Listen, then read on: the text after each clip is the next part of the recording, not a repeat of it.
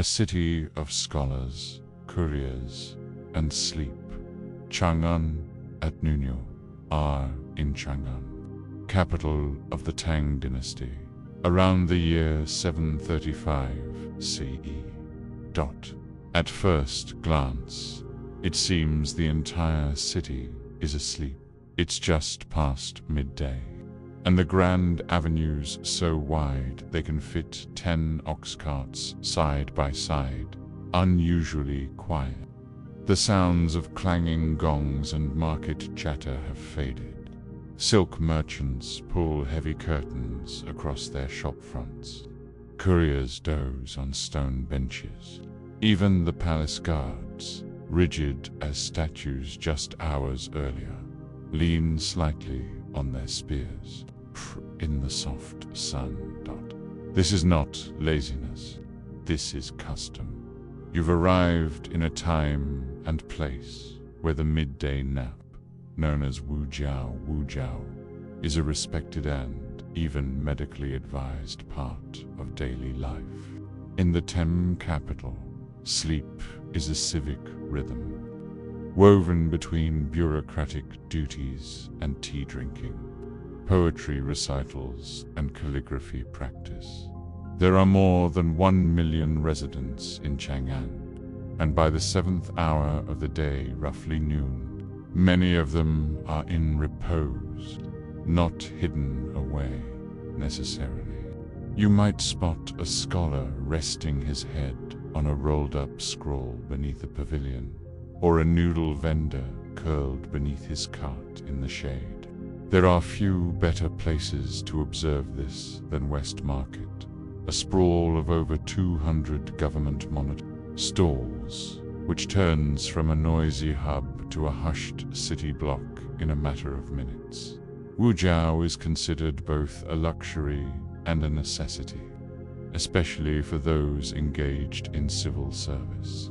The Thames imperial court is filled with poets, calligraphers, astronomers, mathematicians, and record keepers who begin work at dawn, debate state affairs by mid-morning, and then retreat to their quarters for a prescribed hour of rest.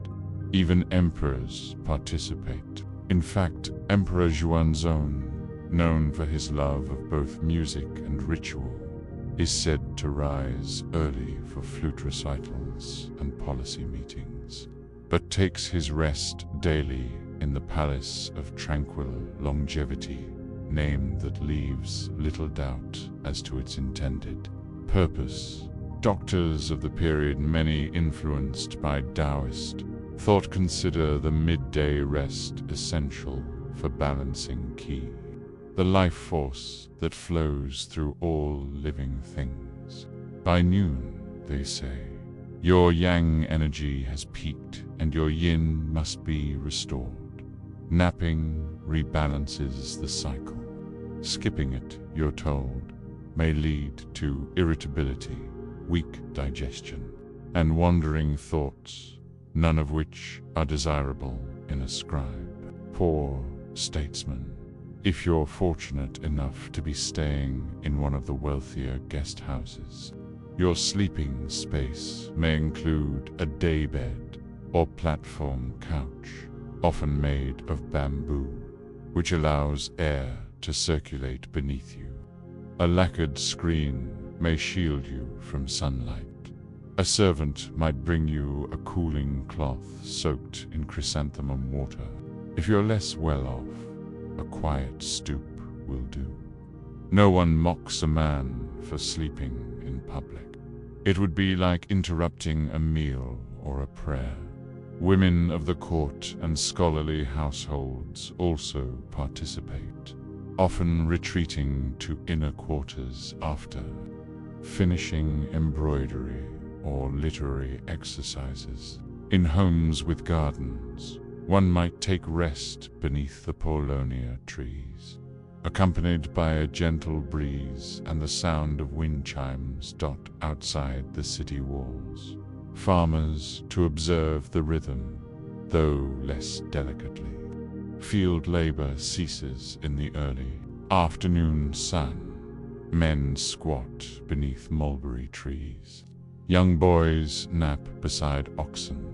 Even the animals seem to follow the custom. As a traveler in Chang'an, you're quickly inducted into the custom. Your host, a retired censor with a fondness for poetry. Bend pickled lotus, Root insists that after lunch, no letters be written, no errands run. He encourages you to lie on a woven mat in the back courtyard, where a small carp pond offers soft burbling as a lullaby dot. At first, the idea of sleeping in the middle of a bustling empire seems absurd. But by the third day, you understand. The stillness isn't a pause, part of the pulse.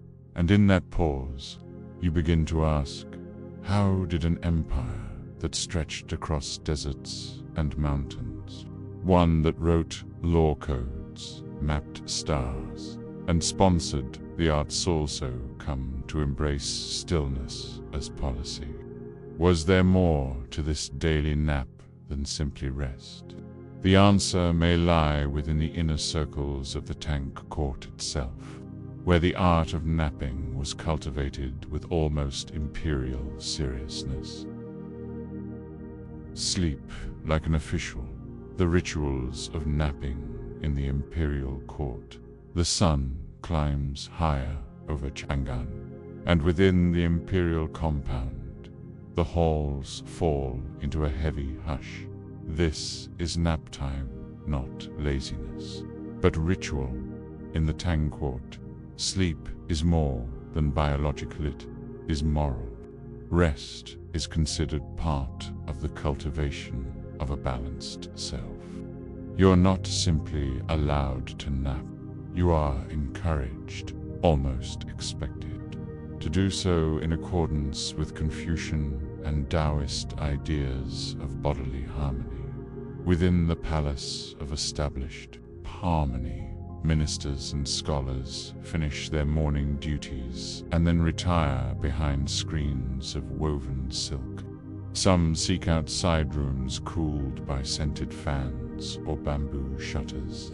The most favored courtiers are offered pillows embroidered with camellias, resting their heads just long enough for the heartbeat to slow but not stall.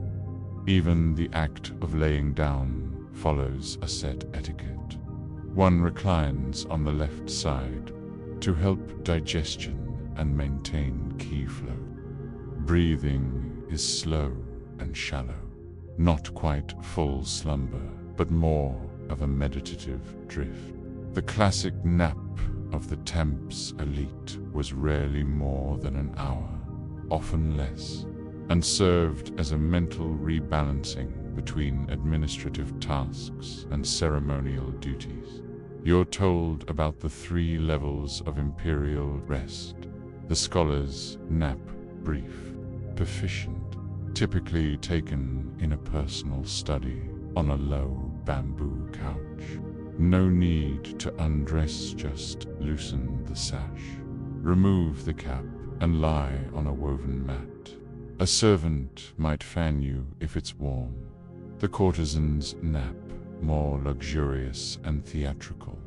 In literary salons, prominent courtesans or artists may nap during the hottest part of the day after sharing poems or tea. Their rest is often accompanied by soft music from a guqin or pipa, played faintly in the background as a kind of dream guide. The emperor's nap, most elaborate of all. Emperor Xuanzong, it is said, had multiple chambers dedicated to midday rest, each furnished with items meant to guide the quality of his dreams. Silk scrolls of mountain scenes, tiny jade wind chimes, and vessels of cooling lotus paste. Imperial. Physicians and Taoist advisors worked together to ensure his rest followed the 3 harmonies. Sleep of body, stillness of thought, and balance of spirit. But it wasn't all luxury. For the scribes and mid-level officials, napping was more functional, done on wooden benches or scroll desks. Records suggest many civil servants used folded garments as makeshift pillows. In government offices, midday recess was scheduled officially into the working hours. While senior officials reclined in privacy, junior ones might nap seated, heads resting on crossed arms. Even tax collectors and census takers observed a daily pause. Arguably, they needed it most. In the city beyond the palace, temples and monasteries echoed this rhythm. Buddhist monks practiced mindful rest, where naps were structured as a continuation of meditative practice. You visit one such monastery near the Kwayang River, where the abbot explains their doctrine. Rest is not escape, it is sharpening the blade. Interestingly, Temp's medical texts were quite detailed in their sleep prescriptions. One guide, attributed to the physician's son, Simo, advises short naps in the afternoon for calming fire in the heart and wind in the liver. He warns against sleeping too long, especially in summer, lest one disturb the seasonal balance of inner energies. And then there's the poetry. The Tem period is often called the Golden Age of Chinese poetry, and many of its poets, Li Bai, Du Fu, Wang Wei Warachi, verses inspired by or composed during periods of drowsy repose. A midday nap beneath a plum tree might yield a few lines, scrawled on a sleeve with a brush of ink. Li Bai's famous quatrain comes to mind. Amid blossoms a jug of wine. I drink alone, no friend beside. Raising my cup, I toast the moon, and sleep when its silver slips behind the clouds. A nap, then, wasn't merely physical, it was poetic, philosophical, even political. By late afternoon, the city slowly wakes again. Street vendors resume their calls. Palace scribes roll up their mats, and you, too, sit up from your rest. Joints popping, head slightly lighter. You feel somehow ...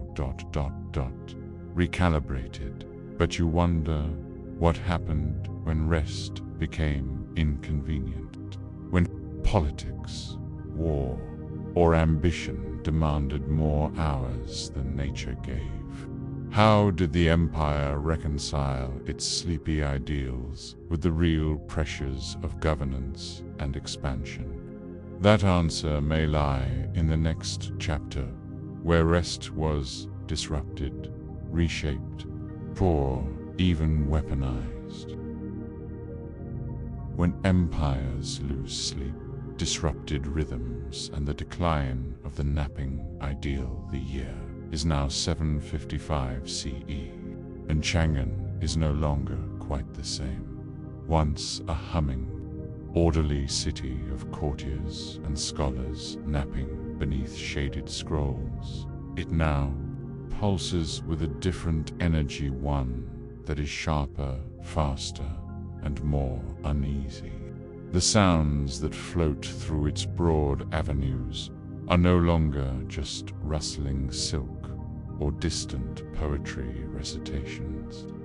You hear the crack of boots on stones. The hush of midday is broken. The An-Lushan rebellion has begun, one of the most devastating conflicts in Chinese history. The rebellion starts as a military uprising led by General An-Lushan, a frontier commander of mixed Sogdian and GKTRK heritage. though originally trusted by the emperors. He turns against the court and leaves. A massive revolt that would eventually claim millions of lives and destabilize the very structure of Tang governance. In times of war, rituals suffer. The gentle rhythm by Wu Jiao, the midday rest that once structured the empire's heartbeat, becomes a luxury few can afford. You are now inside a makeshift provincial office, relocated far from Chang'an, where a regional governor pores over supply reports by candlelight. There is no day rest, here only double shifts. Civil servants, once meticulous about their rest schedule, now sleep in short, exhausted bursts. Their naps fragmented between courier arrivals and emergency dispatches. In memoirs and poetry written decades later, Temps officials would recall how sleep became fractured, even politicized. Sleeping on the Jobowans accepted was now a sign of negligence. And yet without rest. Records were misplaced, grain went unsent, and judgments were made in fatigue. Sleep, in other words, had consequences. In Chang'an itself, the palace is in disarray. Emperor Xuanzong, once famed for his midday musical, interludes, and structured repose, is forced to flee the capital in the face of the rebellion. Legend holds that he abandons much of his court, including his beloved consort, Yang Gifei, whose controversial influence over court affairs becomes, by tragic focal point. The lavish chambers, once dedicated to peaceful slumber, are left behind, echoing with the ghosts of order and routine. But history never halts entirely. As the empire slowly begins to recover, sleep-like architecture and ritual begins to rebuild. In later years, under Emperor Daizong and beyond, court life resumes its formality, and with it, the return of Wu Jiao. Medical treatises again promote short naps for digestion and moral clarity. Monasteries reopen, resuming their meditative rest cycles. Yet the tone has shifted. Post-rebellion texts, China carries a subtle weariness. Nap culture persists, but now with undertones of fragility. As power decentralizes and regional governors gain prominence, uniformity of practice declines. In some southern courts, the midday nap becomes longer and more indulgent. In northern military zones, it disappears almost entirely. No longer a symbol of balance, rest becomes a mirror of regional circumstance. One's ability to nap says more about politics than pulse. Still, in quieter corners, the spirit of Temps, restfulness, endures. In the old quarters of Chang'an, rebuilt, bustling once more, you find aged poets asleep under plum trees. A scholar's ink brush falls from peer's hand mid-scroll. Be a child following Confucian copybooks, curls up beside a half-finished character for peace. And so, the idea of the midday nap doesn't vanish. It transforms. It survives in customs, passed down household to household. In provincial calendars, Bin physicians' scrolls advising an hour of rest for clarity of thought. It evolves like language or architecture. And even in later dynasties, the song, the Ming, the Qingwan still finds echoes of the Tang commitment to balance between activity and repose. As you leave the city gates, you take with you the thought that perhaps the grandest legacy of the Tangs isn't merely its poets or palaces, but its deliberate, quiet recognition that human bodies and empires need rest, even if history forgets to mention it. Trapped in twilight daily life aboard a frozen ship, 1851, the year is 1851, and you are aboard a British naval vessel lodged tightly in the ice of the Canadian Arctic. The temperature outside hovers well below freezing. Though there is no wind tonight, there is also no true night nor true day, just a kind of thick, prolonged twilight. For months now, you've lived in a world tilted at the edge of sunlight's reach. The ship creaks. It doesn't rock. The sea is entirely still. Frozen, you are part of a small, frostbitten crew that has not seen open water in over half a year. Your mission was to chart part of the Northwest Passage, to continue what Sir John Franklin never finished. But your ship, modestly equipped and optimistically named Resolute, became icebound in late autumn. And here you remain. Time out here has lost its sharpness, and with it, sleep. Asterisk, asterisk, each crewman sleeps in a small wooden berth, lined with furs, wool blankets, and the occasional hot stone if the cook has extra to spare. Still, most of the warmth comes not from the bedding, but from body heat and breath, trapped under layers of musty or ilskin. Midshipman George, in the berth beside yours, claims he hasn't truly slept in 2 weeks. Closed my eyes for hours, he mutters, but they never really shut from the inside. The ship's doctor, a former lecturer with a fondness for unnecessary Latin, is attempting to chart what he calls the polar rhythm of circadian dislocation. You call it being tired and not knowing when to stop. The perpetual darkness confuses everyone. Some sleep at noon, some sleep at dinner. The ship's bell rings for watchers, but men rise groggily, unsure whether it's day or night. Sleep here is functional, fragmented, and cold. Asterisk, asterisk. One of the most prized possessions on board is a candlelit chronometer device, less useful now for navigation than for keeping time psychologically intact. The captain insists on keeping a routine. Breakfast at 8, salt pork. Midday roll call, counting frostbite injuries. And lights out by 9, though lights mostly refers to the lone oil lamp hung from the main beam. In the ship's log, there is a single entry that captures the mood. No wind, no progress, little appetite, sleep uncertain, spirits variable.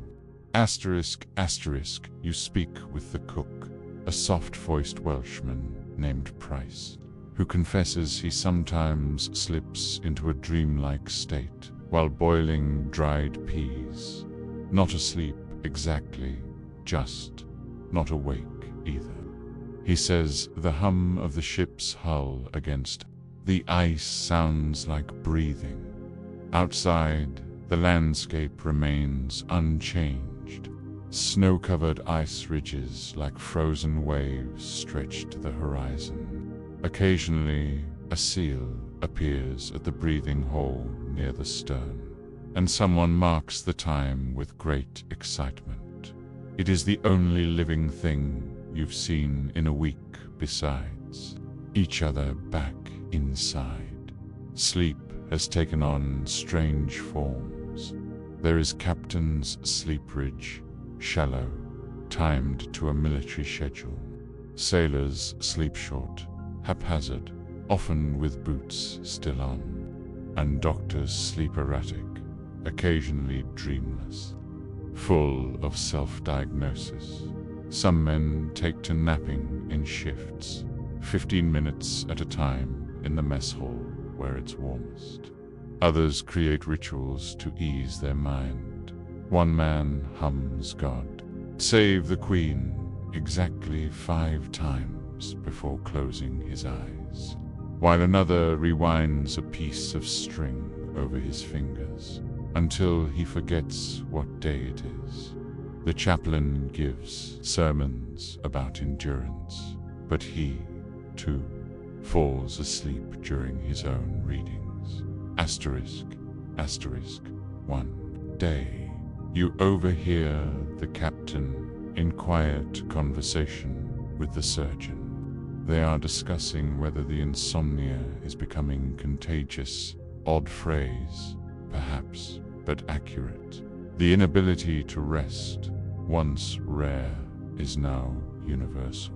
Men mutter in their sleep. Some walk in their sleep. Others wake up thinking it's still yesterday. But here's the mystery. Despite it all, no one sleeps deeply. Even in the stillness of the icebound vessel, sleep feels fragile, like frost on glass. Close your eyes and it might come, like a ghostly blanket, or it might vanish entirely, replaced by a kind of exhausted wakefulness. And this begs the question, what happens when your environment breaks time? When your internal rhythm can no longer match the sun, the bell, or even your own heartbeat? How long can the body function when its most basic cycle is interrupted, not by noise or crisis, but by emptiness?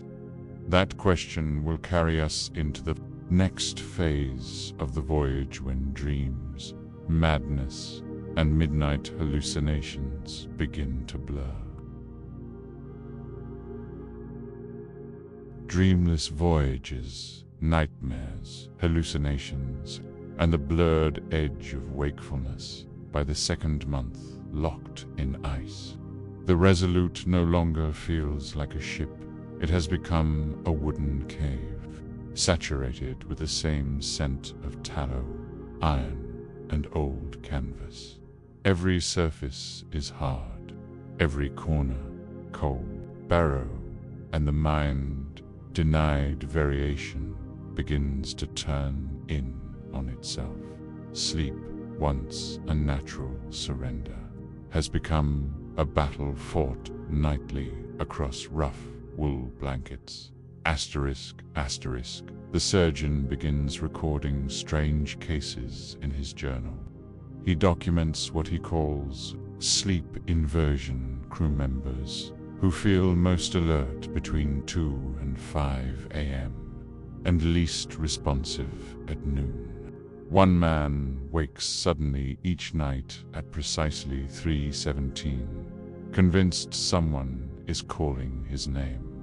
Another sleeps with a knife tucked under his arm. Afraid of invisible animals, he says, live beneath the floorboards.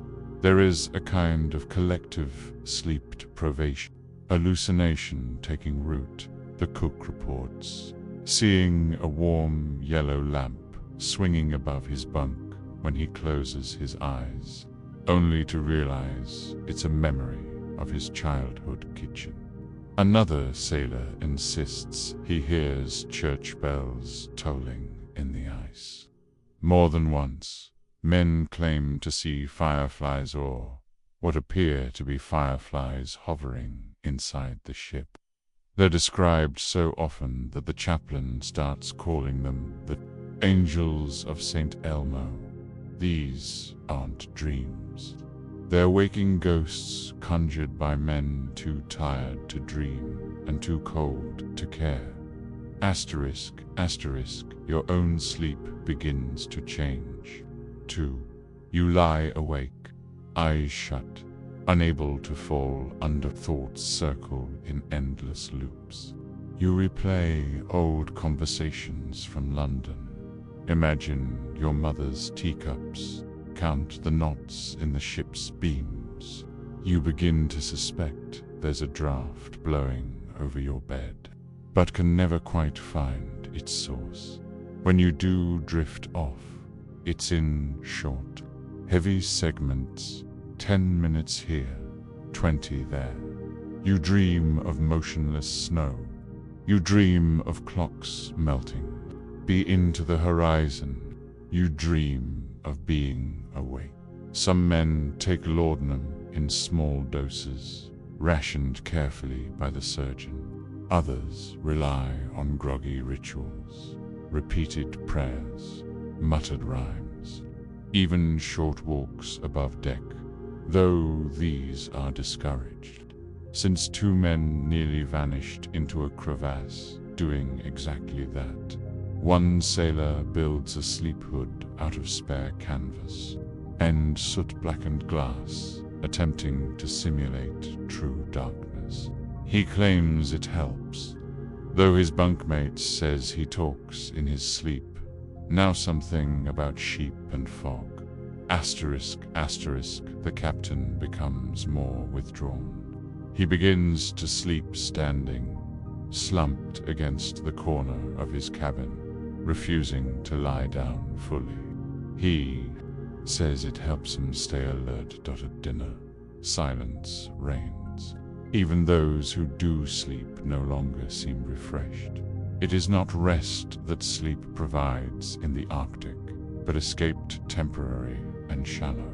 The difference is subtle, but vital as winter deepens. Some men begin recording their dreams in the margins of their journals. The ship's botanist, who hasn't seen greenery in 6 months, writes of a lemon tree blooming beneath a sky of red glass. Another man dreams of his dog, but wakes unable to remember its name. These dreams begin to take on surreal consistency, appearing again and again with only small variations. It's as though the mind, desperate for structure, begins building its own alternate Arctic, a mental version of the ship where things make sense, where sleep comes on time and mornings return. Asterisk, asterisk, then there's the question no one dares say aloud. How much sleep can a man lose before he loses the map to himself? The chaplain attempts a sermon on that very topic. Quoting Ecclesiastes, "The sleep of a laboring man is sweet, whether he eat little or much, but the abundance of the rich will not suffer him to sleep. It falls flat. There are no laboring men here, only waiting men." Asterisk, asterisk, one particularly cold morning. You wake to find the Resolute covered in a thin frost on the inside. The ship is sweating ice. Breathing becomes visible indoors. The logs crackle as if protesting. Someone has written on the frosted wall of the galley, "Where does sleep go when time disappears?" The question lingers. Not all men will make it. Poem. Of those who do, many will later describe not just the hardship or the cold, but the loss of their dreams. Not metaphorical ones, but literally an inability to dream, to slip into that soft space of unconscious thought. Asterisk, asterisk, so now the story floats somewhere between dream and history, between the frozen watches of men who stayed half awake for months on end, and the written records of ships that vanished into frost, between what they imagined and what they endured. and you're left to wonder, is it better to sleep through suffering or to stay awake and remember every moment of the cold? The return to light, thaw, memory, and the aftermath of sleeplessness. By the time the light returns in earnest, you hardly trust it. It arrives in hesitant gestures, a bit more glow on the horizon at noon, a golden streak across the snowdrift, the faintest warmth in the timber beneath your feet. But after months of suspended darkness, your eyes squint at it. The men stare at the sun like it's an unfamiliar visitor, and just like that, the long Arctic night begins to end. The light does not fix everything, but it starts to organize time again. Watches feel like watches, and meal times have a rhythm. The ship remains icebound, but routines previously jumbled begin to reassemble. Men begin to sleep more deeply, not longer, but more decisively. The frost-bearded surgeon notes in his log, sleep becoming continuous, dreams resuming, spirits improve. This is not to say all is well. The months of disturbed sleep have taken a toll. Some men wake screaming, a delayed response to fears they buried during the worst of winter.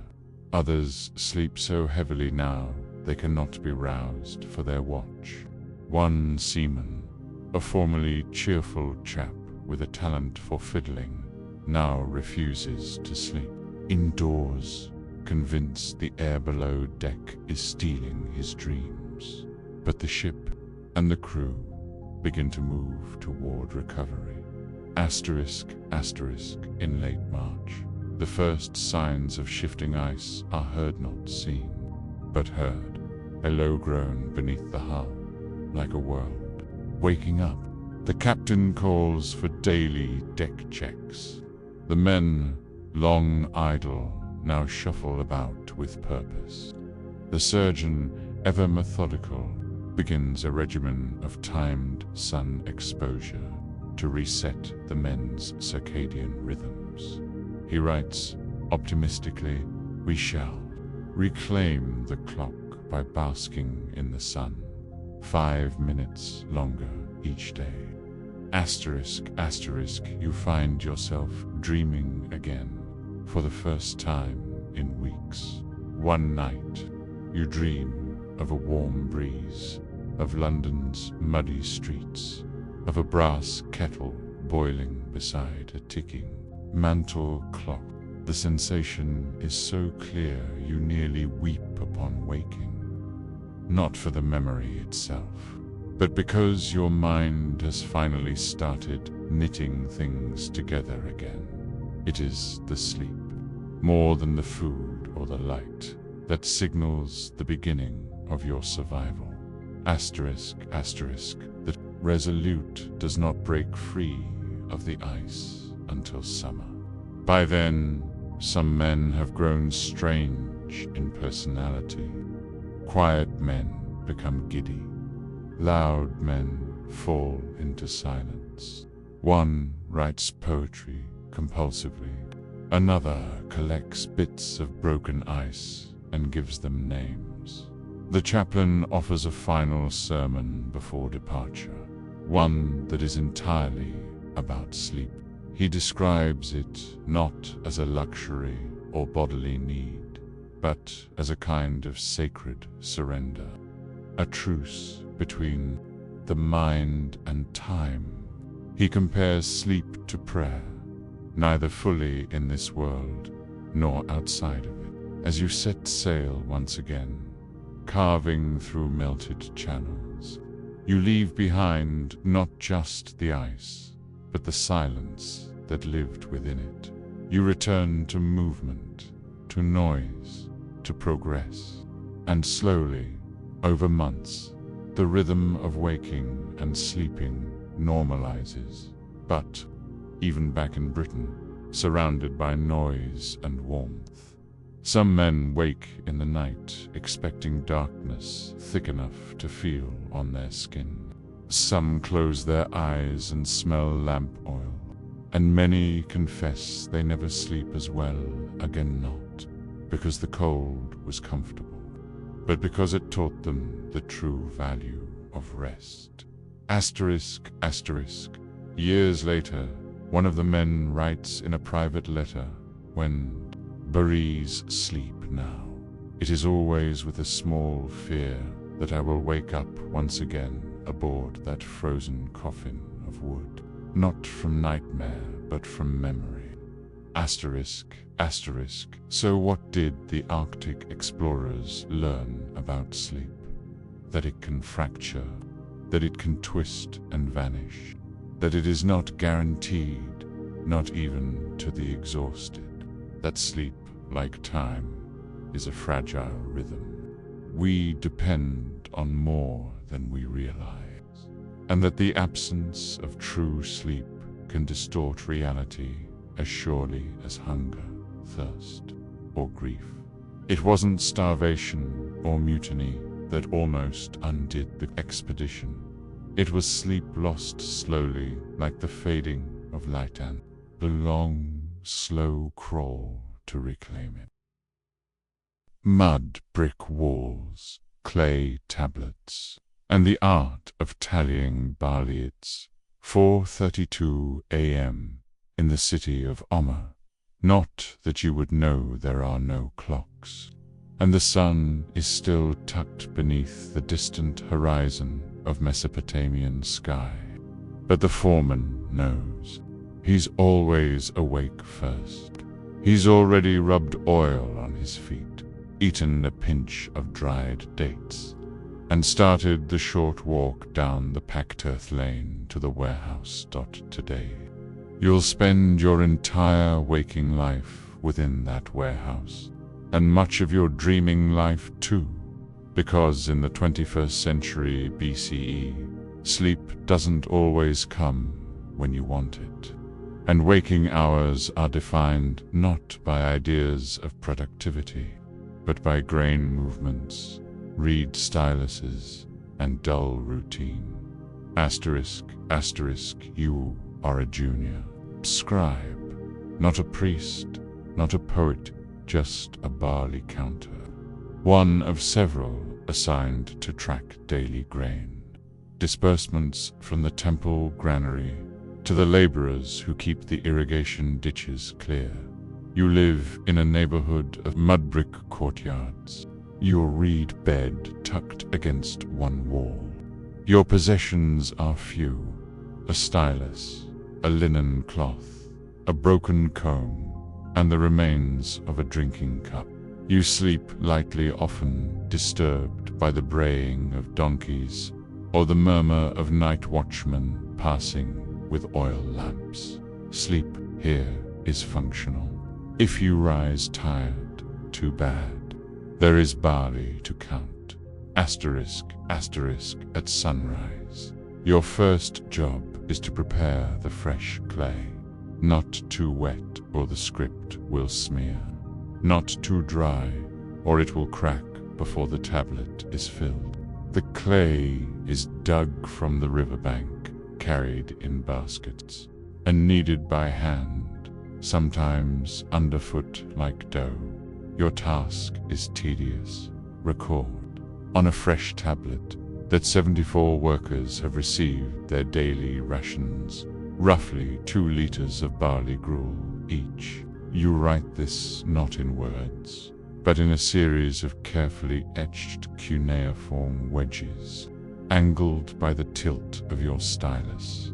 It's slow work, quiet, and strangely comforting. The tablet will be baked in the sun and stored on a shelf. Thousands of these exist. You handle them daily. You rarely read them twice. Asterisk, asterisk. The warehouse itself is dark and cool. A single shaft of sunlight slants in from an open slit in the wall. The air smells of chaff, smoke, and old dust. A supervisor, older than everyone, sits on a stool near the door, chewing a reed and nodding off between inventory checks. No one talks much. When they do, it's in short, practical Sumerian phrases. Check the measure, that sack's light. Mark it again. At midday, you're allowed a rest. Not quite a nap, just a squatting posture under a bit of woven palm shade, with a small bowl of barley mush and, if you're lucky, half a dried fig. Some scribes try to close their eyes here, just briefly. But the heat, the flies, and the distant bleat of temple goats usually keep them half awake. Asterisk, asterisk, by afternoon, your tasks shift. You begin organizing the debt tablet records of borrowed grain, lent tools, or missed rations. These are tricky. The numbers are often exaggerated or unclear. You spend long minutes squinting at someone else's shaky wedges, trying to tell whether they wrote the symbol for 10 or 60. Sometimes you daydream. You wonder if barley ever runs out, if these tablets ever get read again, if sleep, real uninterrupted sleep, exists somewhere outside these walls. In the corner of the warehouse, a laborer leans against a sack and snores briefly before being nudged awake. Asterisk, asterisk, when evening comes. There's no bell, no whistle, just a thinning of the light and a shared understanding. Work has paused, not ended, just paused. You return home, wash your feet in a chipped basin, and share a bowl of lentil stew with your cousin, who works in the reed-cutting fields. You lie down early. There's no fire, just the warmth of the wall and a sense of stillness. You listen to the creak of carts in the distance, the mumble of neighbors, and the occasional bark of a dog. Sleep takes time. It always does. But eventually it arrives. Heavy, forgettable, and undressed. Asterisk, asterisk, you never record your dreams. Cuneiform is for numbers, not feelings. End tomorrow. You'll write the same tablet again, only with a different number of workers. A new wedge, another shelf. Asterisk, asterisk, but in the quiet. Just before sleep overtakes you, you wonder. Accounting for the gods, sleep, surplus, and the dull glory of inventory, the next day is hotter. Not dramatically so, but enough that the clay dries faster and the tablets crack at the corners. If you don't work quickly, you arrive at the warehouse just after dawn, rubbing sand from your eyes. Sleep was restless again. A buzzing insect near your reed mat kept you from dreaming properly. You heard someone's goat bleating all night. But that's how it is in Umano. One ever quite sleeps the whole night. It's just too noisy, too warm, or too uncertain. But uncertainty, for a scribe like you, is the enemy of work. So you wipe your eyes, press your stylus into a fresh slab of clay, and begin again. Asterisk, asterisk.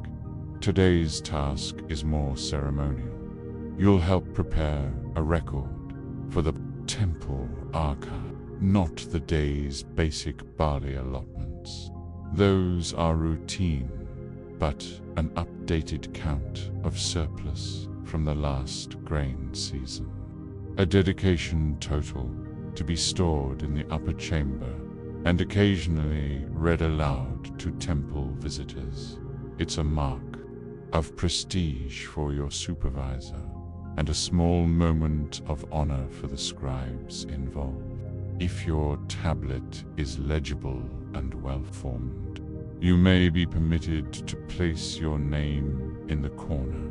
Tablet of Nibisu, the Barley Watcher. A legacy of sorts. A name trapped in mud. Asterisk, asterisk, inventory is slow. You shuffle to the rear of the warehouse, where large sacks sit stacked on low wooden platforms. You and the grain measurer use a reed scoop to sample the contents, just enough to check for spoilage. A fine white mold has bloomed on 2 sacks. These are marked for burning. There is little conversation. Everyone knows the routine. The air is thick with dust and the scent of old grain. Your hands ache from holding the stylus for so long.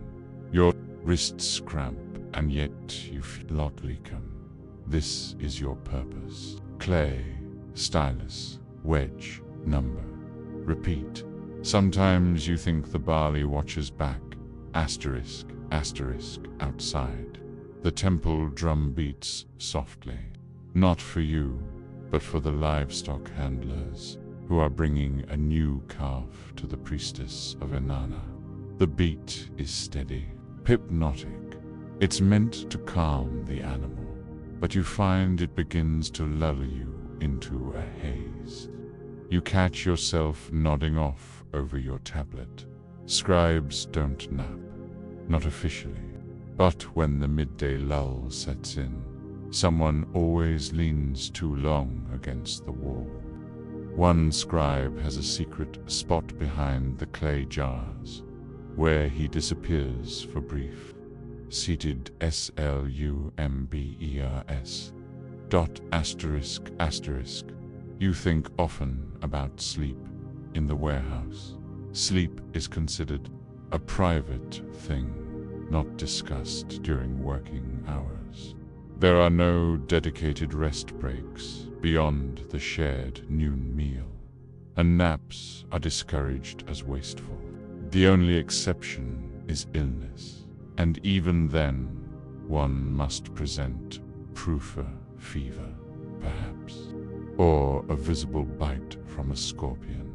Still, it's clear that everyone is tired. Even the high scribe yawns occasionally, hiding it behind his sleeve. You once heard the temple astrologer say that sleep was a gift from the gods, but that it must be earned with toil. The moon god, Nana, is said to bless those who work without complaint. Some say that if you sleep too easily, it means your soul is lazy and will drift during the night, unable to return. You're not sure you believe that, what you think about it. Asterisk, asterisk, afternoon brings a change. You're asked to help sort a batch of misfiled tablets. Someone, probably a novice, filed all of last year's grain owed under grain given. This is more than a nuisance. It's a minor crisis. Debt records are sensitive. If a worker demands more than his share and presents a tablet to prove it, you must be certain it was issued correctly. So you sit in the shaded corner of the warehouse, slowly rereading the baked tablets, one by one. The script is hard to decipher. Some wedges are shallow, others were made with a dull stylus. You make tiny adjustments with a fine-tipped reed, brushing away dried clay flakes. It is, in a strange way, peaceful. The hours pass unnoticed. You sit with the tablets, tracing the grooves left by hands that moved like yours. You imagine the scribe who etched this line. Were they young? Were they tired? Did they dream of barley too? Asterisk, asterisk, as the sun lowers, your supervisor stops by your side. You've corrected 15 tablets, more than anyone. That will be noted. You bow slightly, pride blooming slowly like a papyrus unfurling in the river's heat. It's not glorious work, but it's essential, and that, in Omer, is glory enough. Asterisk, asterisk, you return home and eat a bowl of mashed beans. Your feet are sore from standing all day. Your fingers are stained with clay. You lie on your mat and stare up at the slatted roof. And again, just before sleep arrives, you wonder, do the gods read the tablets we write? Or is it just us, building meaning from numbers in the dust? Legacy in clay, the sleepy triumph of a forgotten scribe. It now the third day of the barley audit. The warehouse air is warmer than before, heavy with the scent of old grain sacks and sun-baked dust. Your feet crunch faintly on cracked bits of clay that once formed tablets broken now, tossed into the corner where errors go to be forgotten. You arrive early, your stylus tucked neatly in the sash at your hip. The other scribes nod. The day begins, as always, without fanfare. But today, something different awaits. Asterisk, asterisk, a senior priest from the temple of Sharatal, with a sun-lined face and robes to clean for a barley warehouse, steps inside just after sunrise. Everyone stiffens. Even your usually drowsy supervisor pulls himself upright and wipes his hands on his tunic. The priest isn't here for barley. He's here for tablets. Specifically, the grain tithe report you and your fellow scribes compiled earlier in the week. It will be read aloud at the next festival, a formality most find dull, but which the gods, at least symbolically, are believed to appreciate. You are asked to step forward, quietly, with hands clean. You lift the tablet, carefully cradling it like a fragile animal. It's still sun-baked, not kill-fired, and its edges are brittle. The priest accepts it with a nod, no words of praise, just a look of approval, and then he leaves. The moment passes quickly, but it lingers in your chest, quietly warming you like late afternoon sun. A tablet you inscribed your wedge marks. Your numbers will be spoken aloud, publicly, before gods and men. It will be heard, if only briefly, and then shelved forever. For a warehouse scribe, that is the closest thing to immortality.